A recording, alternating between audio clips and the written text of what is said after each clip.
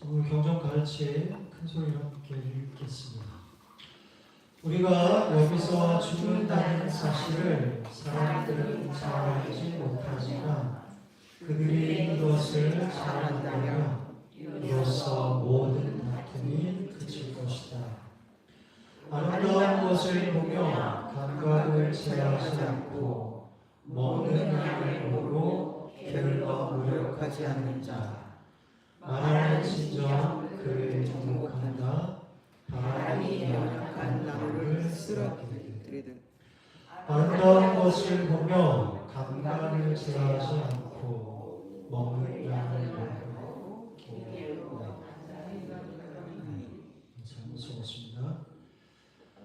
자, 오늘은 최고의 바른 깨달음이 만드는 행복한 세상에 대한 믿음과 실천에 대한 주제로 이렇게 화엄경 편수품에 대해서 배우겠습니다. 개인적으로 요즘 화엄경을 보면서 드는 생각은 너무 늦지 않게 읽어서 좀 그나마 다행이라는 생각이 좀 드네요. 좀 늦게 읽었으면 조금 후회가 있을 뻔한 것 같습니다. 화엄경은 총 이제 39장 9챕터로 이루어져 있고 지난 시간까지 10일 정행품을 했었죠.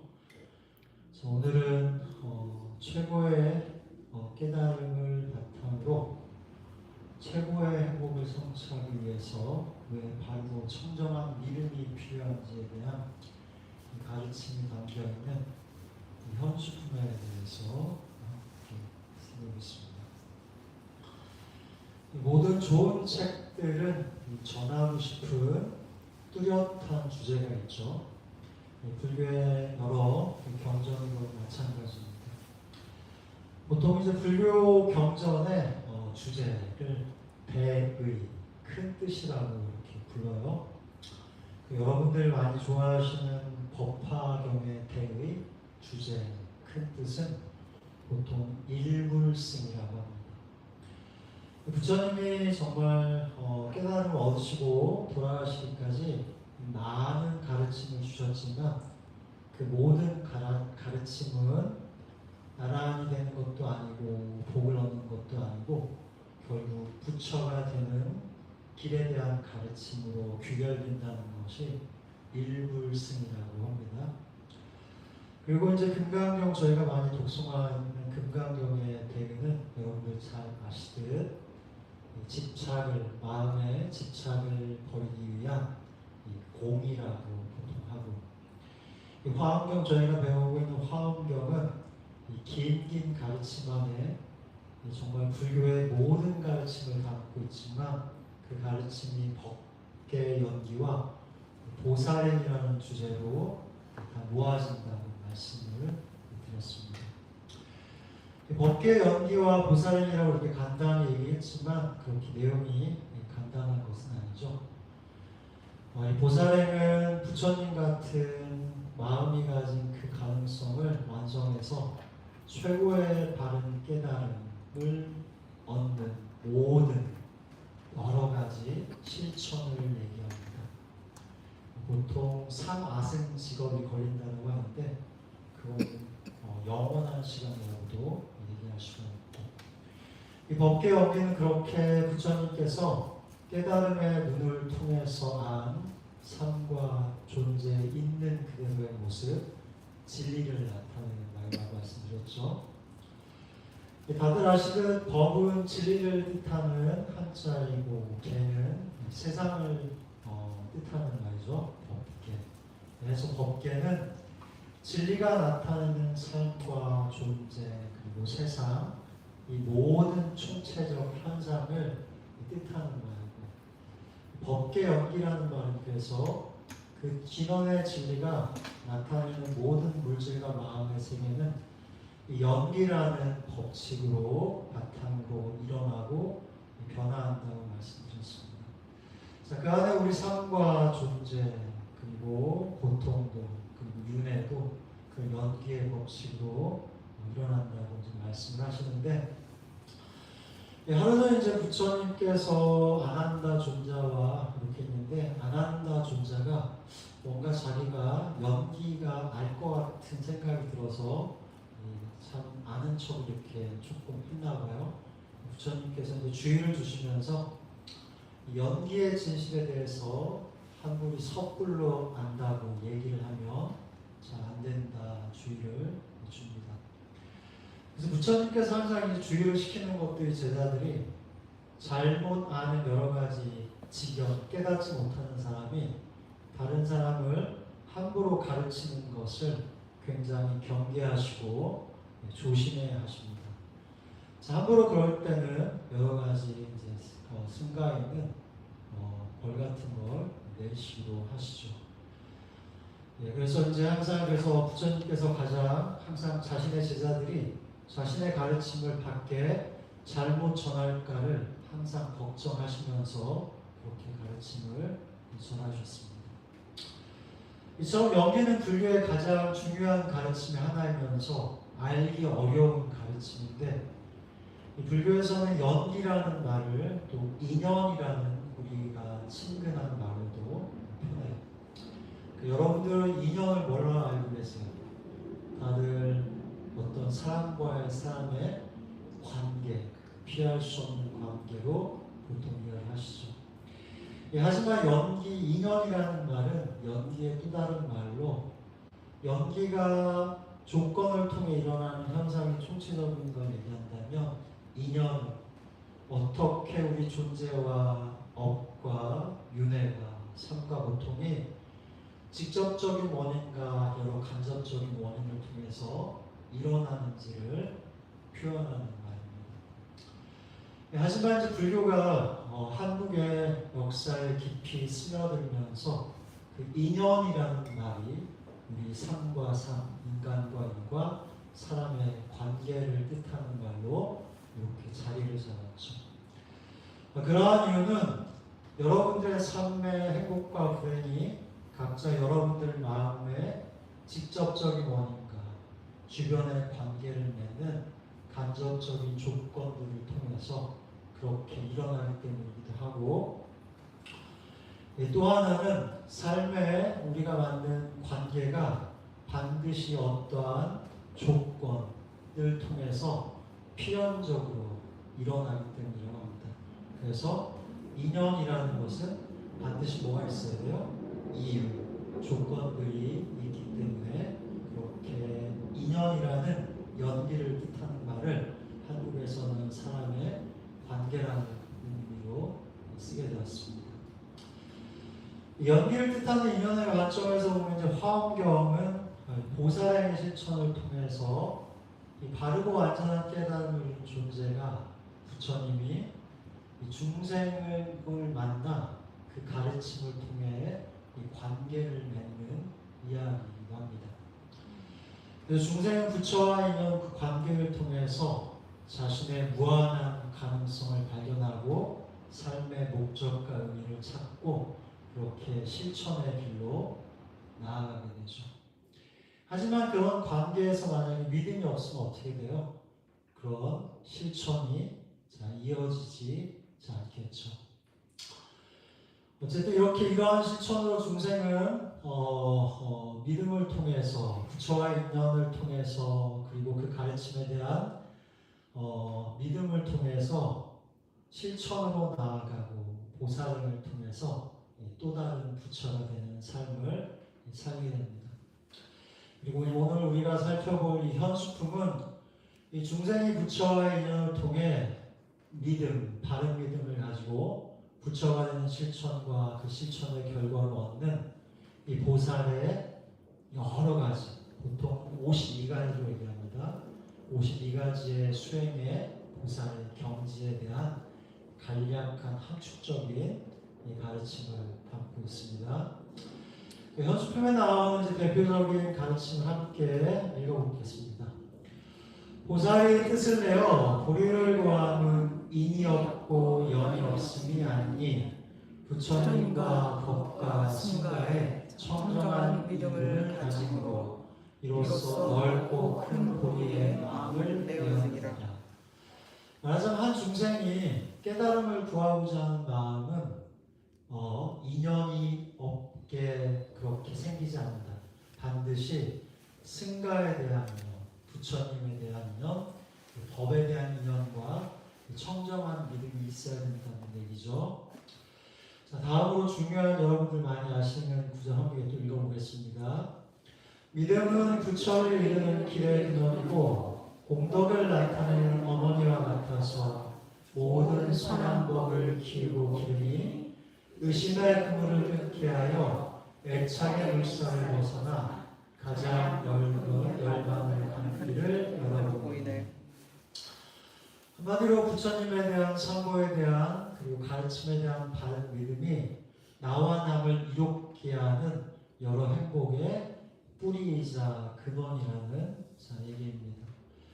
자, 오늘 현수품을 이제 보기 전에 간단히 또 화엄경 지난 시간을 말씀드리면, 화엄경은 부처님께서 깨달음을 얻으시고 저희 중생의 시각이 아닌 깨달음의 눈으로 바라본 그 세상의 아름다운 모습을 묘사하는 것으로 시작한다고 말씀드렸죠.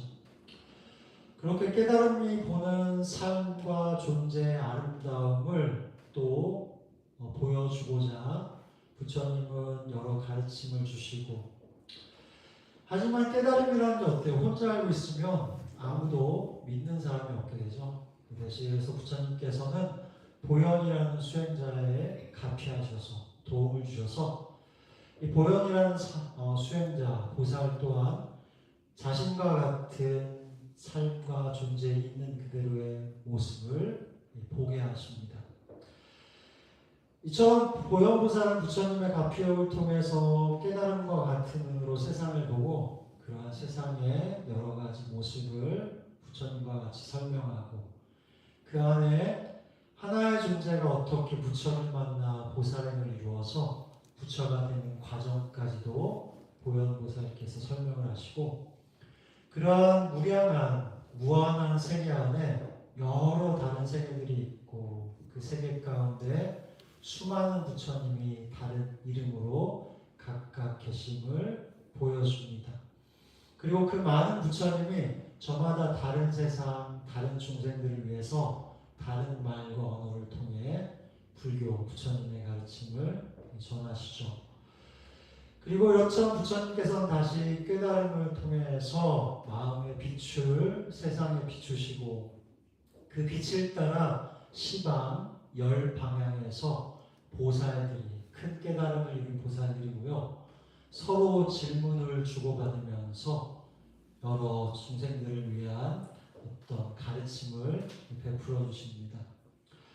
이처럼 보살문명품 이후에 다시 문수보살께서 지수보살께서 문수보살에게 어떻게 하면 청정한 행을 통해서 깨달음에 이루는 길에 갈 수 있냐를 지난 시간 정행품에서 배워봤고, 정행품의 가르침의 주제는 여러분들의 일상의 삶 속에서 어떻게 해요? 끊임없는 여러분들의 바른 소원과 바램, 그런 거를 끊임없이 되뇌이고 바라라 말씀을 하신다, 이 말씀 드렸습니다.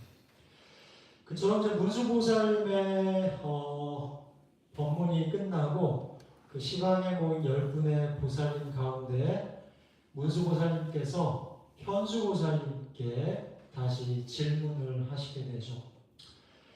제가 이제 이미 모든 보살을 위해서 부처님이 옛적에 닦으신 청정한 행을 말했으니 현수보살님께서도 이 법회에서 수행해 보살행에 수승한 공덕을 연설하소서, 이렇게 얘기를 합니다.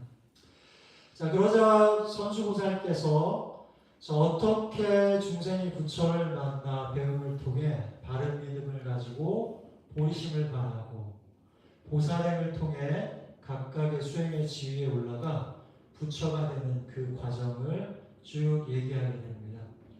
그래서 이 화엄경에서는 묘각이라는 말이 부처님과 같은 그 지위라는 말이에요. 처음에 이제 부처님을 만나서 저희 같은 일부자들은 이제 안욕따라 삼약 삼보리심, 이 보리심을 바른다 그러죠. 최고의 바른 깨달음을 구하겠다는 결심을 하는 것을 보통 보리심이라고 합니다. 그처럼 보리심을 바라면 그 수행자는 이 보살힘을 통해서 바르고 완전한 깨달음에 필요한 이 모든 실천을 하게 되죠. 이 화엄경에서는 보통 10바람일을 얘기합니다. 여러분들 다 6바람일만 알고 계시죠? 여기 이제 4가지 바람일이 추가가 돼요. 방편바람일, 원력바람일, 역바람일, 힘바람일, 그 다음에 지바람일. 자, 이 10바람일에서는 다음에 또 설명할 기회가 있을 겁니다. 자, 보살이 이처럼 10바람일의 수행을 통해서 믿음을 성취하게 되면 처음에 믿음의 10단계, 그 다음에 본격적인 수행의 10단계 10주, 그 다음에 더 나아간 10행, 10회양, 10지, 등강, 묘각 순으로 그렇게 그 지혜가 올라가게 되죠. 처음 보리심을 가는 사람은 마른 믿음을 완성을 하며 수행의 지위를 성취해 나가게 됩니다. 그래서 10가지 지위가 처음에 먼저 신심을 견고히 하고, 그 다음에 잊지 않는 마음을 갖고, 그 다음에 끊임없이 노력하는 마음, 해심, 정신, 불태심, 호법심, 회양심, 괴심, 원심에서 이렇게 나아가게 됩니다. 이 자세한 내용은 뒤에 가면서 계속 설명을 드릴 거예요. 10신이 완성되면 그 다음에 10주의 수행에 나아갑니다. 10주는 지혜의 성취를 위한 본격적인 수행의 지위라고 할 수 있고, 10주는 여기 나와 있는 것처럼 초발신주, 치주, 수행주, 생기주, 부족방편주, 각각의 그 지위마다 수행을 통해서 이루어지는 특별한 특징들이 있게 되죠. 그리고 10주가 완성이 되면 그 다음에는 자비의 이탈행을 이뤄가는 10행이 이어지게 됩니다. 자비 수행이 그 다음으로 이어지게 되고, 그래서 10행의 지위는 이처럼 환희행, 요익행, 무익행, 무글요행, 이치행 쭉쭉쭉 해서 진실행까지 이 10행의 핵심은 자비, 여러 모든 중생을 이익하게 하는 자비행을 통해서 보살은 다시 10가지 수행의 성취에 나아가게 됩니다. 10행이 끝나면 다시 보살은 10회양으로 나가게 되는데, 이 자리행과 이타행을 통한 그 공덕을 널리 모든 중생들과 나누는 그러한 수행의 단계라고 얘기할 수 있습니다. 그 10회양도 이렇게 앞처럼 구호일체 중생리 회양신 하면서 조금 단어들이 길고 어려워요. 그래서 10가지가 이렇게 있고, 10회양이 끝나면 보통 보살의 십지라는 수행의 단계로 가는데, 이 십지는 일반 중생이 아니라 범부의 지위를 벗어나서 이 성자의 바늘에 오른 10가지 지위에 오르게 됩니다. 처음에 환희지, 이구지, 발광지, 염해지에서 각각의 중요한 어떤 수행의 종목이 있고, 그것을 완성해가면서 천천히 이처럼 십지를 이루어가고, 그 다음에 십지 다음에는 등각, 그래서 거의 깨달음과 같은 어떠한 그러한 위치에 오르게 되는데, 보통 이 지장보살님, 그리고 관세음보살님, 문수보살님, 보현보살님을 등각의 지위에 있는 보살님들 경지라고 보통 설명을 하고, 그 다음에 등각을 넘어가면 그때서야 이제 부처가 되는 그 경지, 이 최종 완성 단계로 가장 미묘하고 완전한 깨달음을 이룬 원만각성의 경지라고 이렇게 화엄경은 전하고 있습니다. 이 과정까지가 걸리는 것들이 보통 사마생직업, 근데 그 시간은 사실 한량할 수 없는 아주 무량한 시간이라고 보시는 것이 맞겠어. 사실 보살행이라는 것은 시작은 있지만 끝은 없는 그러한 실천이라고 여러분들이 이해하시면 되는데, 이 모든 수행의 실천들이 현수품에서는 바른 믿음으로 시작을 한다 말씀을 하시죠. 읽은 것처럼 그러한 믿음이 부처를 이루는 길의 시작이자 근원이고 모든 공덕, 나와 남을 이롭게 하고 행복하게 하는 어머니와 같아서 모든 마음의 선한 법을 키우고 기르니 이 믿음을 통한 실천을 통해 의심을 그물을 끊고 가장 높은 깨달음으로 간다. 그렇게 이 말씀을 하고 계십니다. 자, 믿음이라는 것은 그냥 항상 말씀드리지만 종교가 아니어도 여러분 삶들에 믿음은 반드시 필요한 것이고 그 믿음이 바른 알을 통해서 항상 바른 믿음을 가지셔야지 삶이 흔들리지 않고 건강한 삶을 살 수 있다고 잘 말씀을 드렸습니다. 그리고 믿음은 항상 믿음으로만 머무는 것이 아니라 어때요? 실천을 통해 나아가셔야죠. 요즘 날씨가 이제 선선하고 좋으신데 좋은 날씨 가운데 그냥 계시지 마시고 할 수 있는 여러분 할 수 있는 그리고 자신에게 맞는 기도와 수행 그리고 명상을 찾아서 부지런히 하시기를 바라겠습니다. 오늘 화엄경이 현수품에 나오는 구절 함께 읽으면서 법회 마무리하겠습니다. 믿음은 부처를 이루는 길의 근원이고 공덕을 나타내는 어머니와 같아서 모든 선한 법을 키우고 기르니 의심의 그물을 끊게 하여 애착의 물살을 벗어나 가장 높은 열반으로 가는 길을 열어보이네. 공덕이 한문하고 오는 법회 마무리하겠습니다.